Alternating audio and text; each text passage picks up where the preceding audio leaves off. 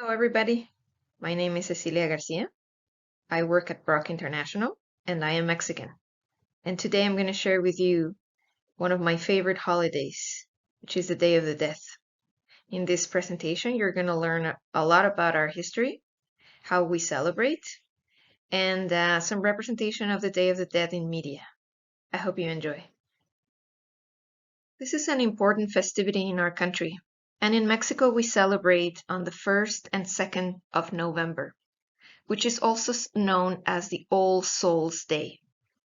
In some areas of the country, the 1st of November is dedicated to remembering all those young souls that have departed. And on the 2nd of November, we remember all our ancestors and everybody that has passed on that year. The Day of the Dead is a celebration that originates in Mesoamerican culture, and we reflect on how we have established our rituals around death and about the people that have joined us on earth for a brief period of time and then have departed already. Our celebration is rooted also in Aztec and Nahua indigenous groups and cultures. That's why it's so complex in the celebration, because we carry a lot of indigenous ideology and identities. The soul, the journey of the soul, never truly dies. It's just a continuation. So we are part of the soul group when we join Earth, and then we have some experiences here on planet Earth. And when it's time to leave, we join our ancestors. The Day of the Dead helps us remember that the spiritual world and the real world are very much connected. In our daily activities, we're always in contact with our ancestors. But on these two very special days in November, we take time of our day not only to visit cemeteries or to remember our loved ones. Some people go to church, some other people do other rituals at home. And that time is spent to just remember with gratitude the time we spent together here. In the next few slides, you're going to see how we prepare for this day and how we build our ofrendas or altars at home to make sure our ancestors find their way home. We believe in our culture that our ancestors visit us on November 1st and November 2nd, and they join us to celebrate, to have a good time, to be among us, to accompany us, to whisper in our ears, and to enjoy what they loved doing while they were alive. In the image you're seeing right now, you're seeing an altar or an ofrenda with some skeletons or calaveras in the back to remember those who have passed. In here you can see that they are joining us in celebration. You can also see that the souls are very much present, and it's not a scary celebration. We decorate our homes, our offices, parks, shopping centers, schools, and every possible place in Mexico to make sure all our ancestors are able to find us. We create an ofrenda or an altar with the hope that our ancestors will find their way back home. In every altar, you have to find certain elements that are key. You are going to put salt, water, a very specific type of bread that we call Day of the Dead bread, fire, marigold flowers, the food that the people that have departed liked, colorful paper, incense sticks, candy, and some people would put the candy in the form of sugar skulls. All these elements are placed in an altar with different levels. And in each level, there's certain things that you will organize and present. It's important that on November 1st and November 2nd, the candles and or the fire is always lit up. Your ancestors, your family, the souls that have departed will find your home if there's proper illumination to it. They will also find your home because of the flowers. They represent the sun and how bright the life was when they were here. Once they get to the altar that is placed in your home, they will enjoy what they used to like before they departed. Sometimes it's a very specific meal. Sometimes it's a very specific candy or a snack or a drink. So you can decorate your altar however you prefer, and every altar will always be different. It depends on your loved ones and your ancestors. In certain occasions, you will also build an art altar to remember everyone in your community that has passed, even if you never met them. You don't want them stranded, trying to find a home to spend some time with family. So you welcome everybody to your home as well. In these two images, you can see an example on the left on how an altar is already lit up. It has some elements there that I have mentioned previously. It has flowers, light in the form of fire, paper, food, salt. Some families will put a cross because our celebration, you have to remember that it's a blend between a lot of cultures. And Mexico has a lot of Spanish influence. And when the Spanish conquistadors arrived in 1492, they brought Christian practices to our indigenous practices. That's why you will find a cross in certain altars. In the one on the right, this one was placed in a school, and you can see how colorful it is.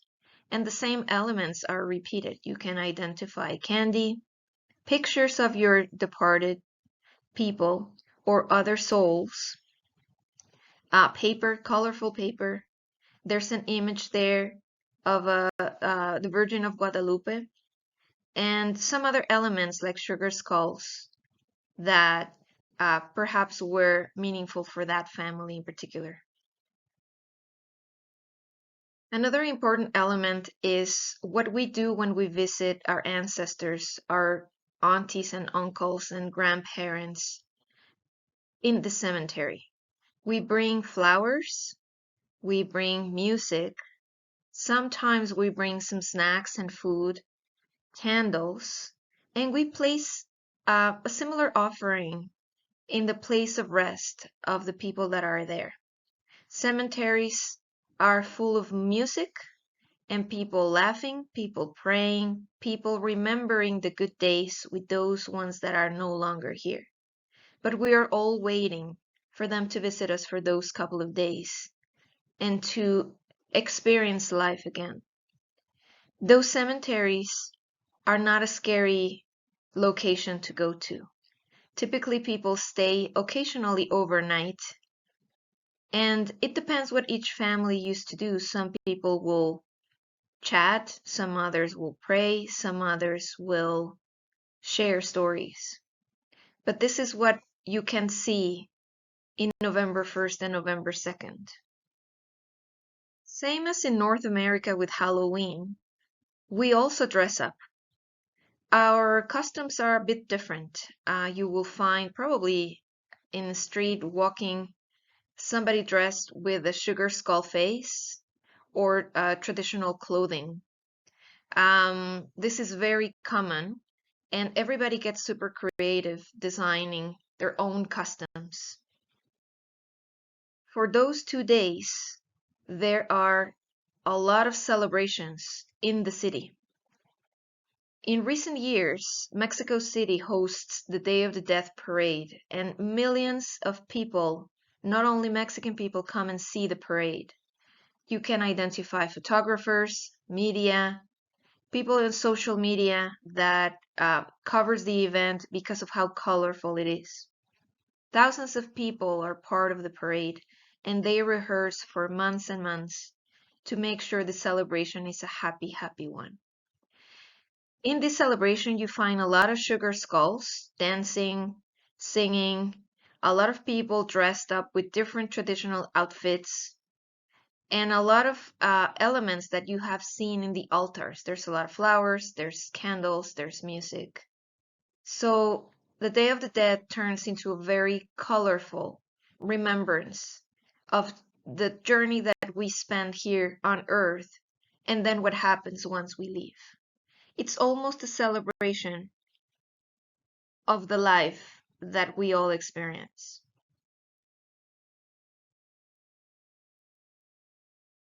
This is another example of how colorful it can be. Everybody dressed up. You can see here people wearing the marigold crowns, same flowers as you put in an altar. And here's a different example.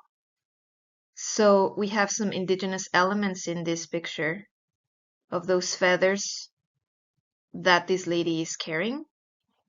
And she's also portraying a sugar skull imagery in her face. Finally, what I would like to say before I leave you is that when we learn about other cultures and how we experience death, it gives us a lot of elements to judge how that culture actually lives and what is important. The values of family, friendship, companionship, hard work, and leaving a mark in the world are important because eventually one day we were not going to be here and somebody's going to remember us.